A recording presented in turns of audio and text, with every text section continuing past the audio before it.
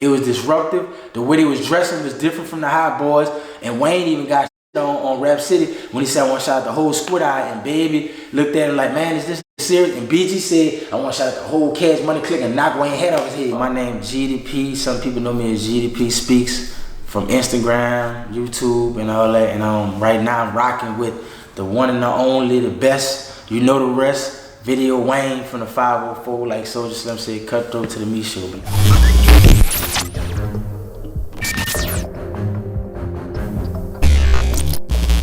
Any major artists come out to these? Rappers? Singers? Yeah, I mean, to me, the most biggest one that I would say that comes straight off the head, Squad Up. Do my set up high. We say we gang, call them boys that squad up. Squad Up, whatever, like Gutter, Streets out the East, Fat out the East, Super Blanco, that was my dog, you know. All of them, like Mario, his brother, like all of them, like most of the dudes out the squad from out the East or whatever, and they from around Geedy. You know, but Kid was from out the Night Wall, yeah. And Mason and him and Dizzy, but most of the squad. Can you talk about the squad and how that come about? And if there was like a Wayne's hype man at the time, or from what I know, that was like Wayne friends and stuff like that he grew up with and all of that. He was around when he was in the East and stuff. And he was real tight with Mario and Soup, which was Sammy and stuff like that, which was Sammy was like one of his first managers. Fat is like his best friend and stuff like that. And Fat, I remember Fat having calls at damn near Fanny his 9th grade year at Abe, it probably was 8th grade year at Fanny, having calls shit like Fat been having it. So Fat was always a business-minded one,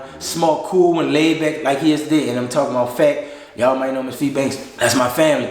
And he from around Geedy and stuff like that. So he managed Kevin Gates, young boy, but Wayne always talk about, you know, Feet, I got him, so that's Fat. So Fat. Fee Banks is Fat, that's your cousin? That's the same person, yeah. When we get a lot of dough on the strength of me, get a lot more on the strength of Fee. Those people, they was with the squad, and all them dudes is getting out the mixtapes and shit like that. So before I never heard Soulja Slim rap on nobody else's beat.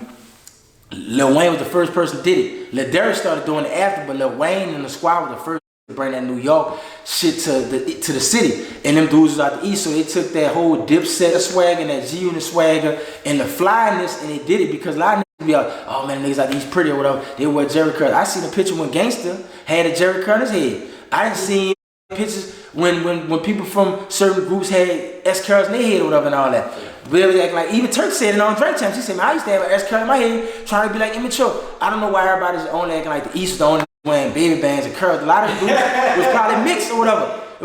But they had fly dudes that came in the East like the Batted Boys and the 7 War. But because the East ain't nothing but a whole melting pot, everybody came there and just kind of built their own culture.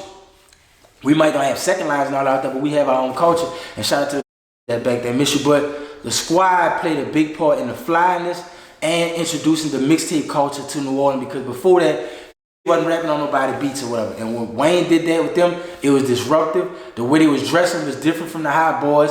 And Wayne even got shitted on Rap City when he said, I want to shout out the whole Squid Eye. And Baby looked at him like, man, is this serious? And BG said, I want to shout out the whole Cash Money Clique and knock Wayne's head off his head. I want to shout out the whole Squid Eye, you know, Mario, Sammy, Jay, Fifi, T-Red, Lil Maul, my mama, everybody else, you heard me, rest in peace, Rabbit. He was trying to let him know, like, man, I'm just shouting out, man, it's Cash Money time. Uptown for life, Cash Money Millionaires Project. So Birdman getting approved for the squad? From what Soup said, even in interviews, Birdman wasn't really trying to get behind him like that. I'm thinking it's because Birdman's so uptown, because that's where he's from, and they wasn't flying the uptown flag. Now, if they were from uptown, think about it. He would have loved it, because he would have said, damn, these young owns something. They fly. I mean, he with UNLV. He left UNLV alone. He stopped working with UNLV and started working with the Hot Boys. Think about it. All of them uptown, though.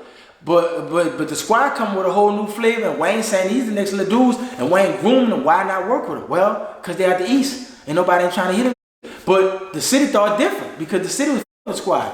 Man, say right, that's the sole. Could you say that's the sole reason why Bird didn't? I mean, I think he's gonna take over the world, bro. No, them dudes is hard, though. Just like, all right, think about Jay-Z. When people really thought about it, look how Cam. Just think about it. Jay-Z would have not let Cam and them be on on Rockefeller, cause he felt like, man, they ain't from Brooklyn. I ain't trying to fuck them.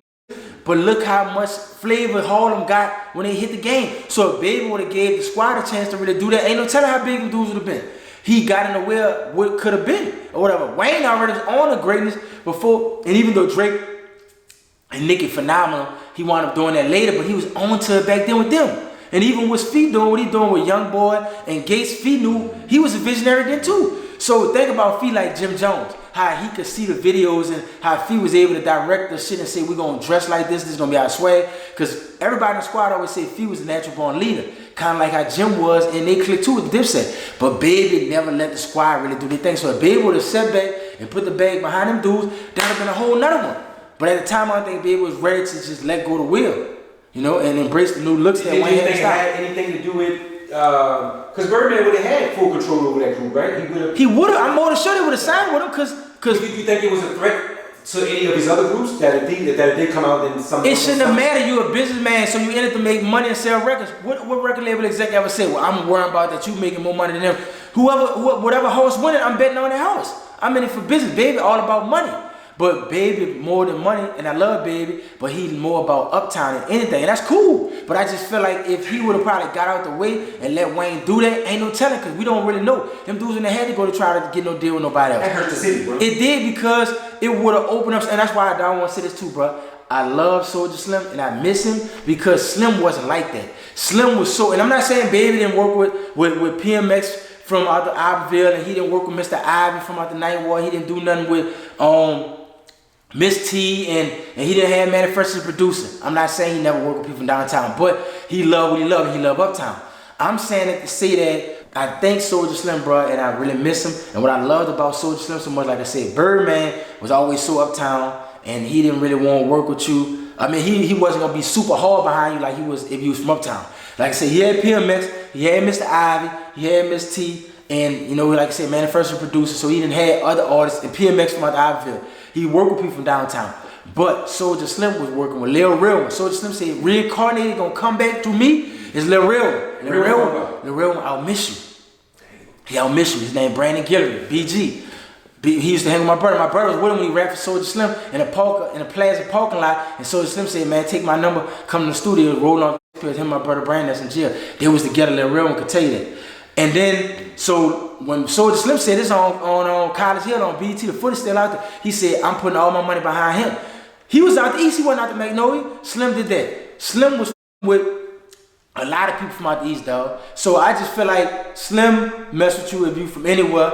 And I just feel like I respected Slim for that, because even BG had the Chopper City boys guarding them. Yep. Snipe, them dudes from around, they ain't had to all be from Uptown. So I like that they was betting big out the gate on from other places as long as you was hard and you was loyal. So I just want to say, I want to give Soulja Slim his flowers for even betting on Lil Real One, knowing that your first artist that you was really behind, Lil Real One, was from out the East. And you said it out your own mouth that this reincarnated, this me right here, Lil Real One. Free Lil Real One though.